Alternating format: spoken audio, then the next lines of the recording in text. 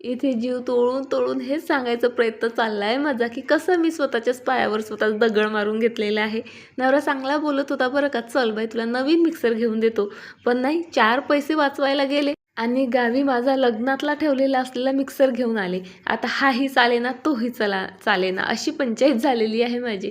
बरं चला, डोक्याचा भुगा जरी झालेला असला तर शरीराची काळजी मात्र घेतलीच पाहिजे. सो म्हणून इथे मी जे आहे डिटॉक्स वॉटर बनवत आहे. तुम्हाला वजन कमी करायचं असो का हेल्दी राहायचं असो, डिटॉक्स वॉटर खूप चांगला पर्याय आहे.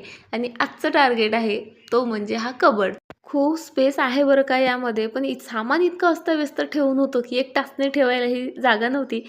पावभाजी खाण्यासाठी मोठ्या हौसेने प्लेट्स तर आणल्यात, पण प्रत्येक वेळेस असं वाटतं जाऊ दे, नवीन आहे, खराब होतील म्हणून आहे त्या प्लेट्समध्ये भागवत असते. बरं, ह्या काही जुन्या आठवणी आरू छोटी असताना मी बनवल्या होत्या. बऱ्याचदा मला प्रश्न येतो, ताई तुझी झाडं कशी इतकी हेल्दी असतात गं? मी ना नेहमी असे वेगवेगळे लिक्विड फर्टिलायझर बनवत असते. आज मी बनाना पील फर्टिलायझर बनवलेलं आहे आणि तेच माझ्या प्लांट्सला देत आहे.